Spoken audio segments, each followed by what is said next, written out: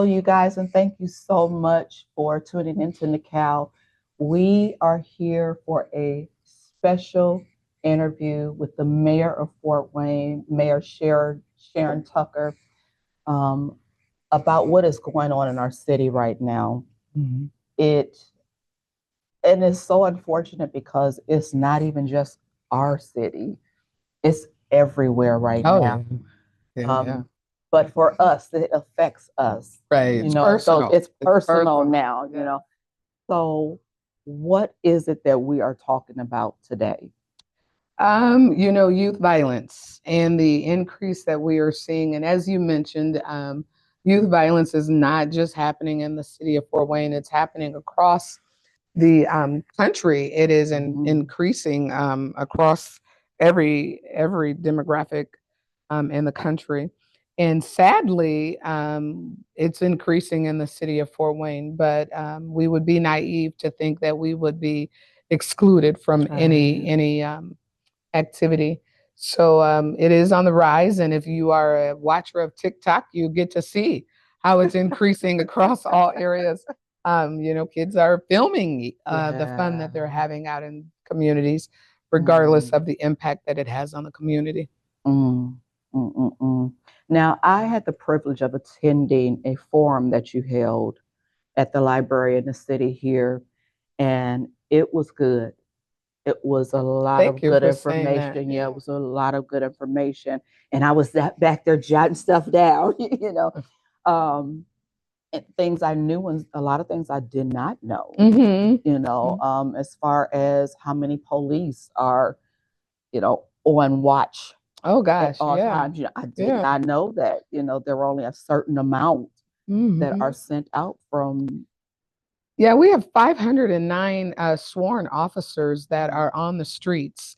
All 509 aren't on the streets at certain times because Right. remember, we have 24 hours in a day. Exactly. So we have to make sure that we have three shifts. We make sure that all 8 hours are covered by three shifts. Our police officers are members of our community and they have families as well, Mhm. right? So they want to spend time with their families. You can't, I always joke and say, you can't save the world and lose your own family. So Mhm. our police officers have downtime where they can spend time at home with their family. We have four quadrants in our city, and we've recently designated downtown as kind of a fifth quadrant, if you would. Mm. So we have four quadrants, with the fifth being downtown that has to be coverage throughout the entire city.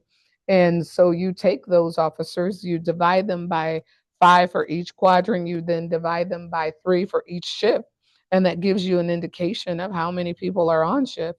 Wow. And keep in mind that we run 7 days a week, so not all officers' shifts run Monday through Friday. Some overlap over into the weekend, and so we have to make sure that we have a great coverage for the community at that time. And when you talk about what happened in the city on July 4th, where there was a lot of activity Mm. downtown specifically, we had extra officers on duty that were working overtime. Really? Yes, we had Wow. extra officers on duty working overtime. A lot of things that happened behind the scenes that the public doesn't know. We had some uniform officers and some plain clothes officers out there on the street to keep the community safe. Mm. Wow. Yeah, because that definitely was one of the conversations. Like, where were all the police? We're right Yeah, downtown. yeah, They're right yeah. here. When we have events like we do with the fireworks or the festivals or any event that takes place downtown, we can't leave the rest of the city uncovered with Exactly. protection, right? So we have officers that are working their normal shift, that are doing their normal things. We Hmm. extend overtime to officers to see if they want to come on duty to put more officers down around downtown when we have special events. All of those things come at a cost to taxpayers, but it's to keep our city protected, to keep our city Yeah. safe. In fact, if I'm not mistaken in the number, I believe Chief told me that we had some 21 extra officers just downtown Wow. on the time during the 4th of July fireworks Wow. activity. And when there was the shooting that took place, it took the officer 90 seconds to get there. That's 1 minute 30 seconds. So he was literally like right around the corner. Right, it takes you longer to Wow. boil an egg than it does Okay. for the officer to get So to. showed up. Yes. So I don't want the Wow. public, when I say it's safe, that's what I mean, right? We're doing all the things that we can as a municipality to make sure that we're thinking ahead of the curve. But you are never able to control Yes. human decisions and human Mhm. activity. You can't. Mhm.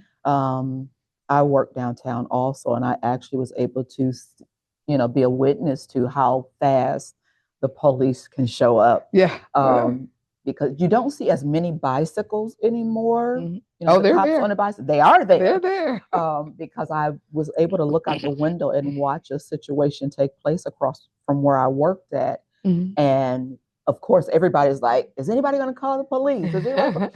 But before you knew it, there were two There. police on bicycles there, Mhm. and they were able to track down the person because they They were were there. faster on the Yeah. bicycles. And so that they were there I'm quickly. I'm glad you said that as well, because policing is a unique and needed skill in every city. And I say unique in that you want people to feel safe into coming into all quadrants of your city, Mhm. including downtown. But you also don't want to make them feel like, oh gosh, every corner you turn, there's a police officer standing there, because that sends a mixed message each way, right? Yeah. It could either say to some that it's so safe that I can be Mhm. here, or it could send to some, should I be worried that they have to have Right. a police officer Right. on every block? And so having our police in a position where you don't Mhm. really notice that they're there, but Right. when you need them, here They they show come. up. So we have expanded, we've added a police officer to our, we've expanded our downtown patrol. We've added officer to our bike patrol. Mhm. So that's expanded that as well. And that's their goal, to be everywhere but nowhere Okay. all at the same time, Okay. so that you don't feel an intrusion in being able Okay. to enjoy the amenities of downtown, but you feel safer when you are downtown. Awesome. Awesome. Now back to that forum, there was Mhm. something I heard that just kind of blew my mind Let's talk about it. with this curfew. Yes. Oh my God. I was like, Yeah. are you kidding me? Yes. The curfew between the ages of 15 and 17 Hmm. is 1 a.m. On Friday, on Saturday, Friday, Saturday. on the weekend. Yeah. Get in the house. Why are you outside? Now I had to be home before the street lights came on. But on Friday, Saturday, the curfew is 1 a.m.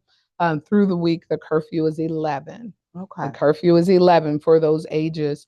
It's 11 for ages under 15 all the time, right? Except for on the weekends, I think it goes up an hour or something. Okay. But we do have a curfew. A lot of people have asked, why did you implement the curfew?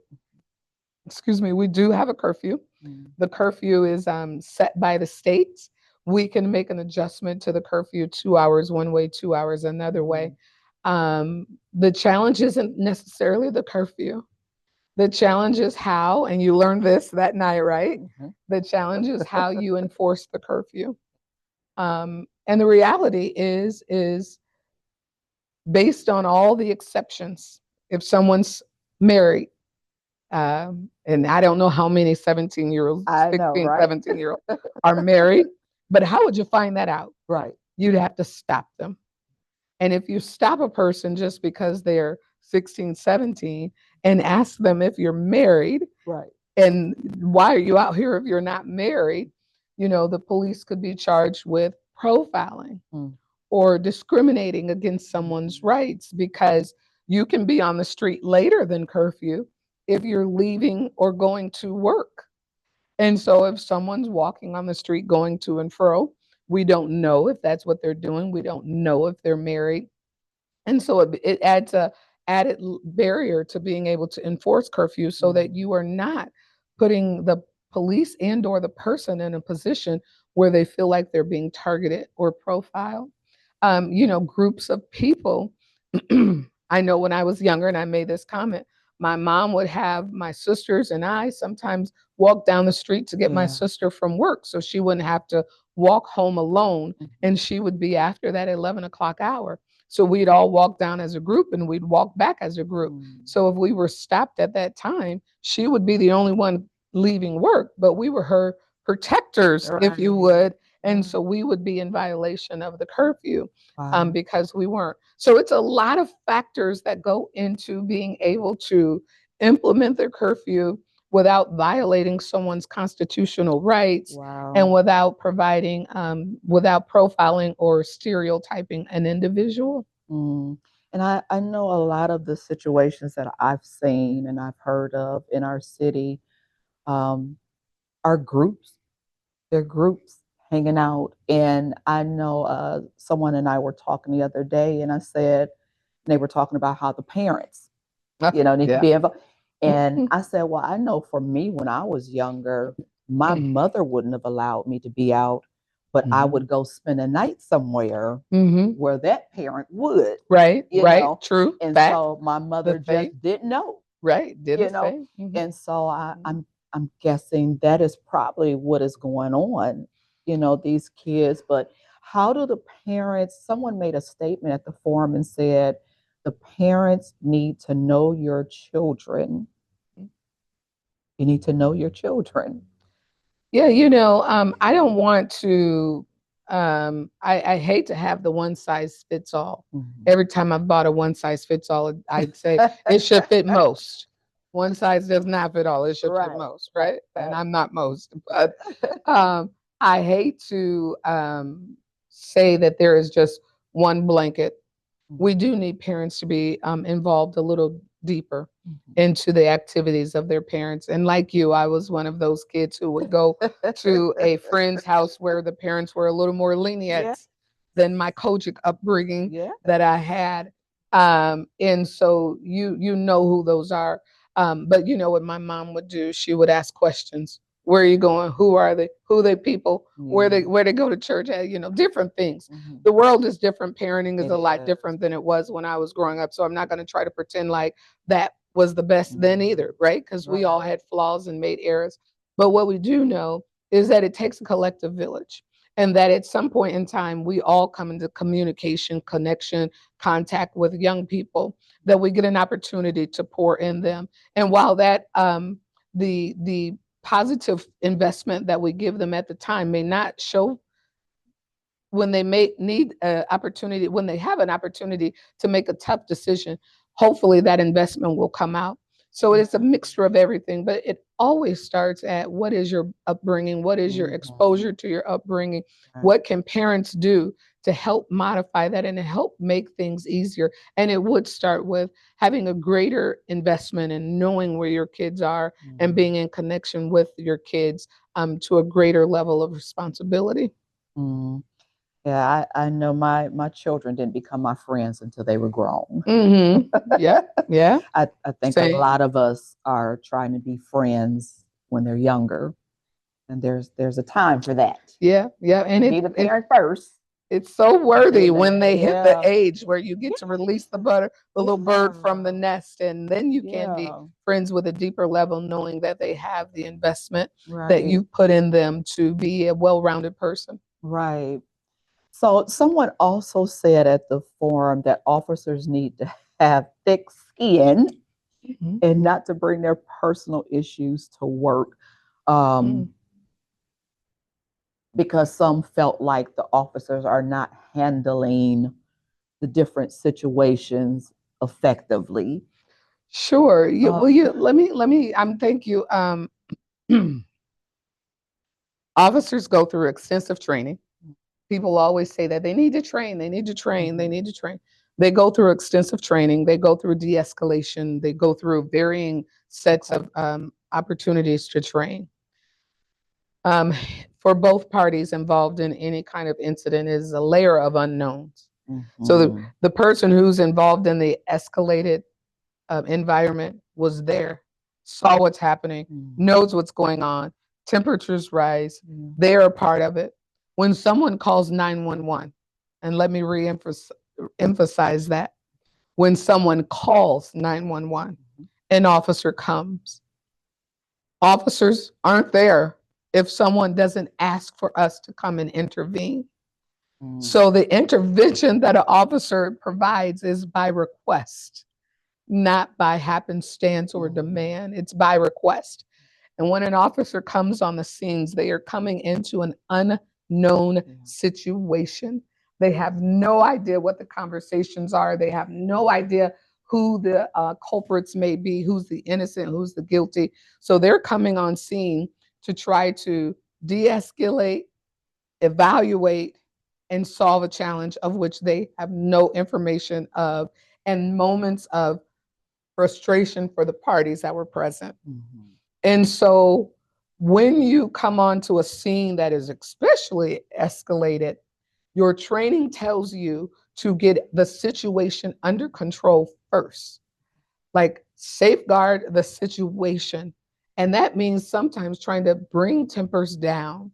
And if a person is really elevated, it's sometimes no bringing them down, right? Right. You can't bring them down. Right. And so to say that they need to leave their personal feelings at home, they do.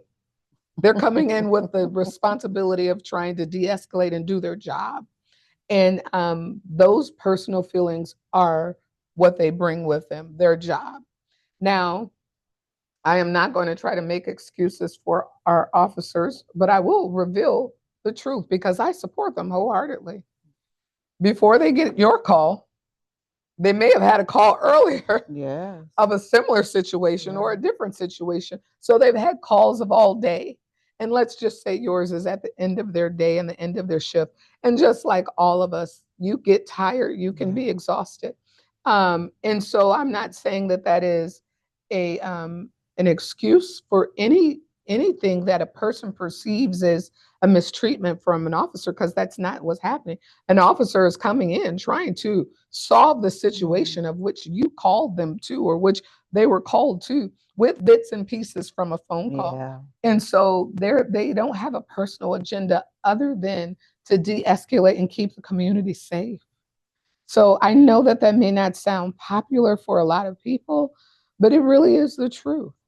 And just like in all things, knowledge provides additional understanding.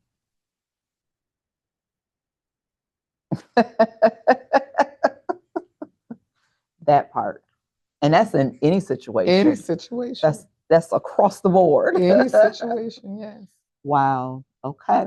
I mean, look at it like this, and I'm sorry, I know I don't No. want to, but I do want, I'm working really hard to make sure that we focus on bridging the gap between the community and our police officers. We have some wonderful residents in our city, and there are one or two that do things that are challenging.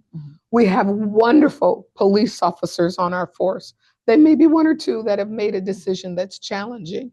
That doesn't mean that the entire force is a bad force. No, no different than it means that the entire city is a bad city. No, no different than it means that the entire population of who will be watching this video are bad people. No. So I don't want people to take on that belief, but I do want to bridge the gap of mistrust, right? And so one of the ways of bridging that gap of mistrust is helping people to see and normalize the conversation of the work that police have to do. And we do it at home. We do it at home every single day, especially if you have multiple children and you walk in and you see those kids are arguing and sometimes even get to fisticuffs, right?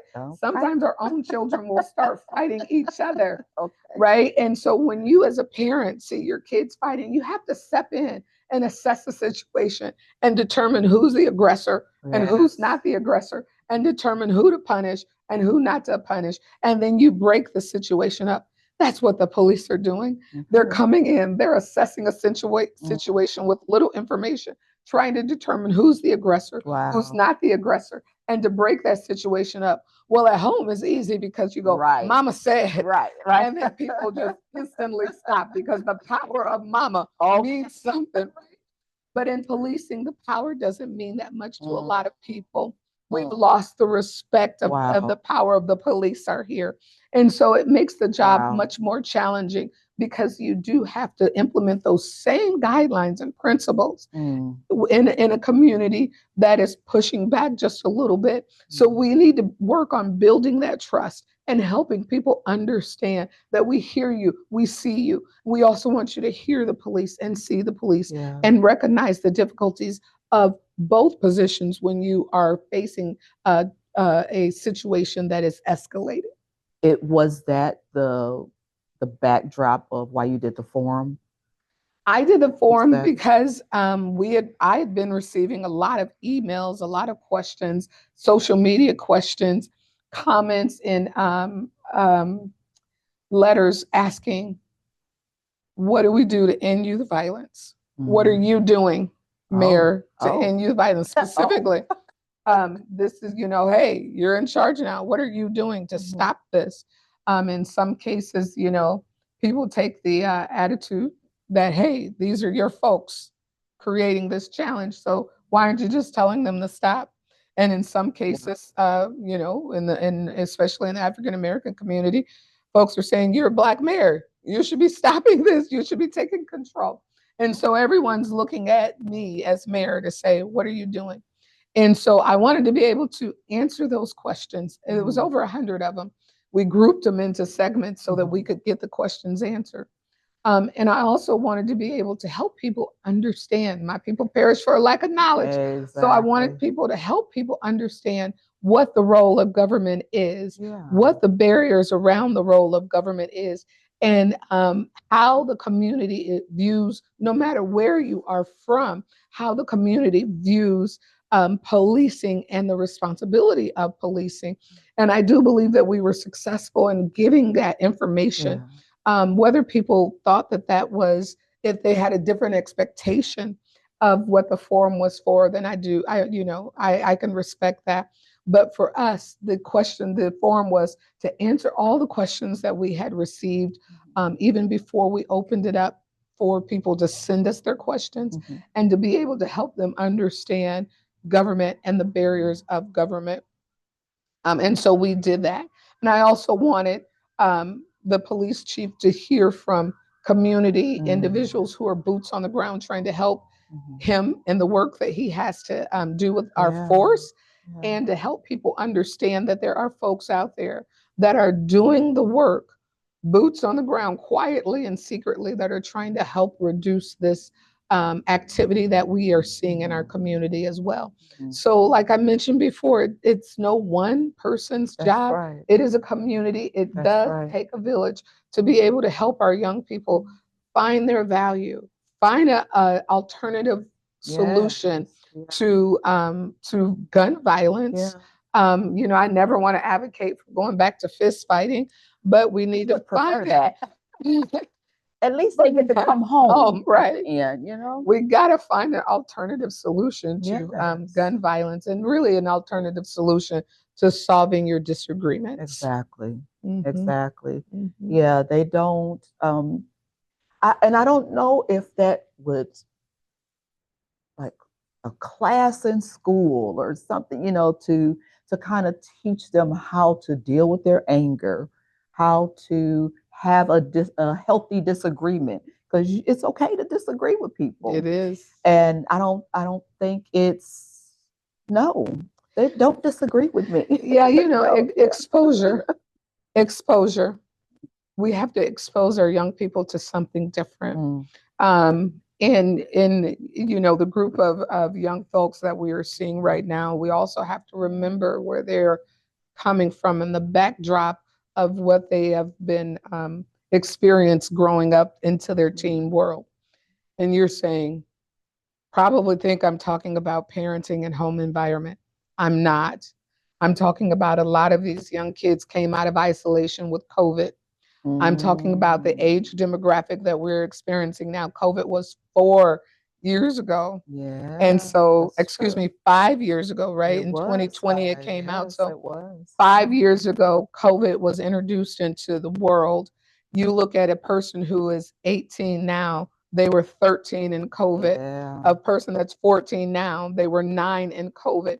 The activities of life that they did during COVID was different. They were isolated from communal conversations, Mm, day to day communication. mhm. They were studying on school online. Yeah. They were doing things a lot different. When they returned to school, there was still a bifurcation or a separation of activities, and the school world was a lot different for them. Yeah. So we have to understand that the reason, in my opinion, that part of the reason that we see this county-wide, city-wide, United States wide difference in how kids are acting right now is because a lot of these kids are coming into a newfound freedom that they hadn't experienced when they were locked down in COVID.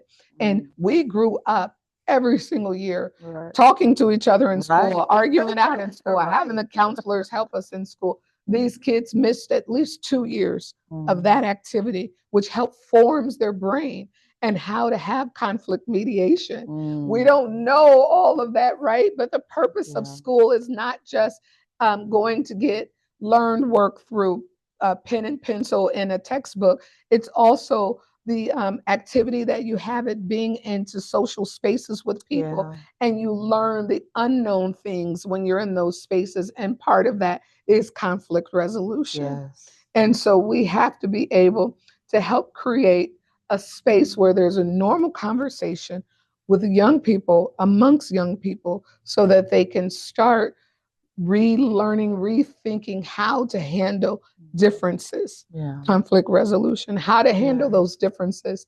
And whether or not that is a role of city government, whether or not it's a role of of school systems, whether or not it's a role of churches and parents, it is a role. It is And a we role. need people to take the lead to do that. Awesome.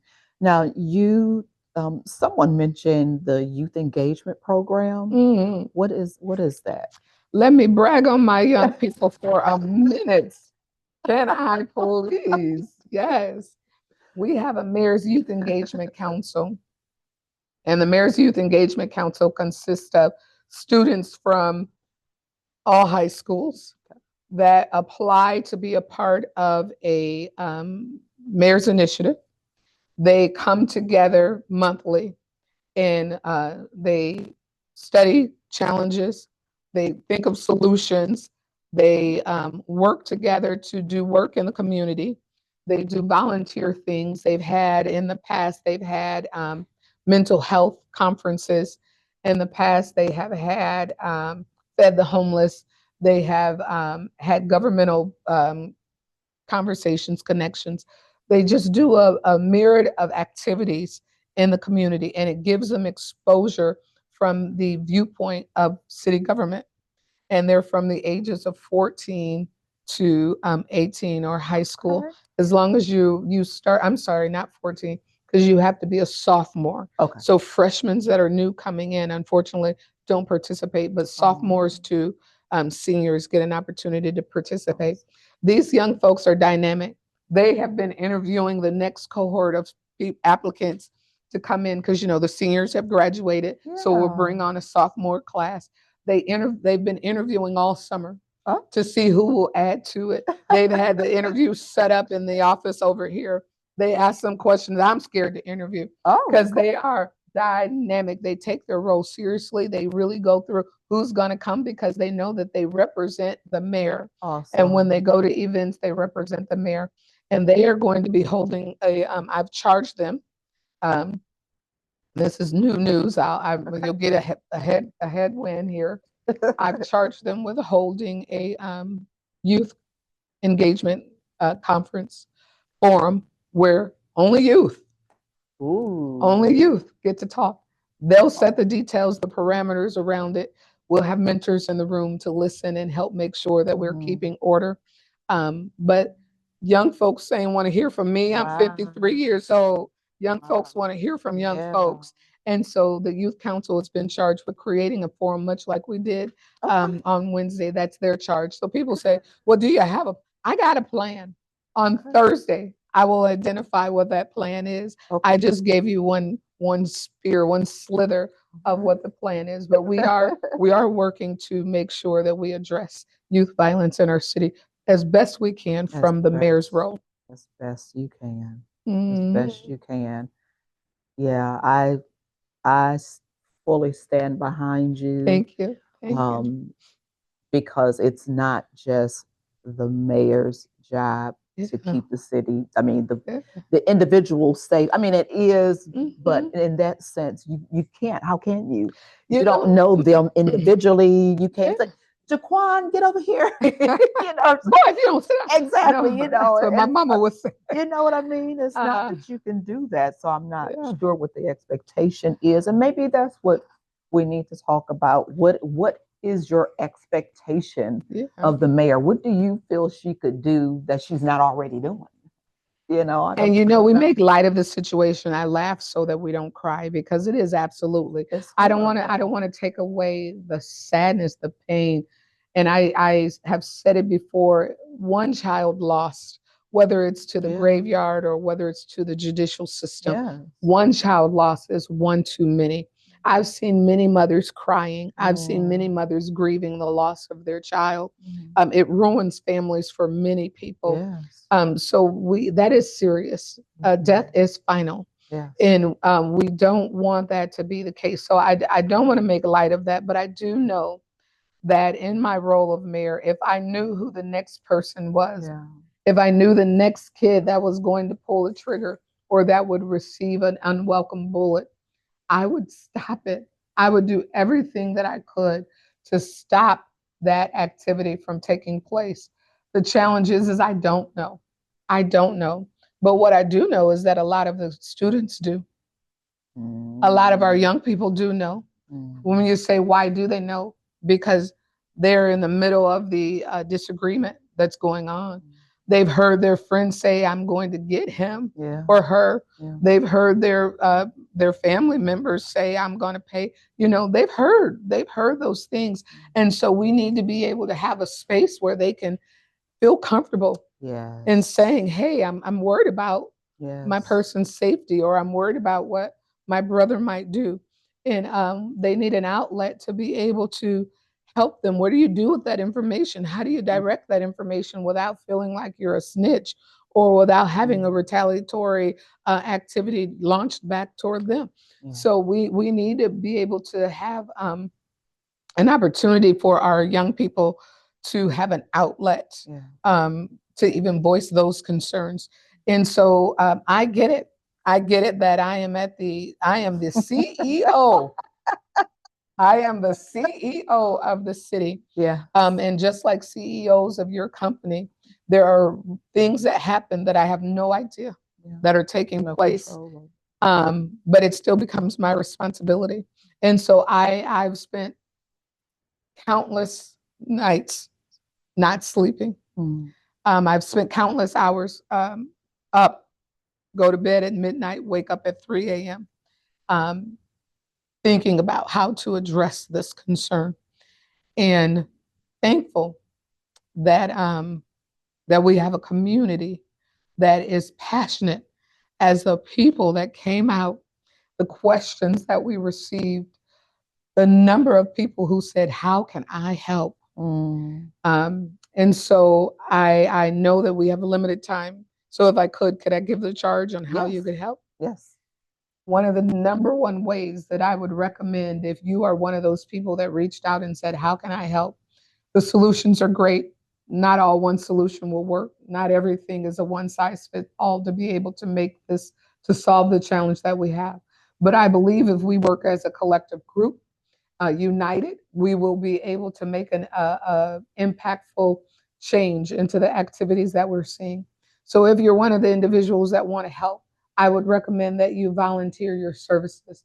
Volunteer at Big Brother, Big Sisters, volunteer for Building Kings, volunteer at the Yule Wilson Center, volunteer at the Boys and Girls Club, volunteer at the BMX bike community that is out at the zoo. Here's why I say those things. Because the misnomer is that the crime is only happening Southeast Fort Wayne or that it's only happening amongst African American individuals. That is not true. We're having challenges on Wells Street. We're having challenges over at the skate park. We're having challenges on State Street. The crime happens throughout the entire city of Fort Wayne. There are pockets and places where crime happens a little bit more and it's more frequently. But everyone deserves our support and everyone needs our help. And so this is a city-wide initiative to be able to help solve the challenge. And this is a city-wide cry for your services. If you want to know how you can impact the change that we need in our community, volunteer your time. And if you don't have time, volunteer your resources. Donate to those programs that are doing this hard work and help them as well. And I always will ask you to volunteer a prayer for our community. Amen. Amen. Wow. There you have it, you guys. Stay tuned for Thursday. You said you'll Thursday be at 11 o'clock, we will be doing a press conference. And at that press conference, I will roll out what the mayor's 3-tier initiative to youth violence will be. okay.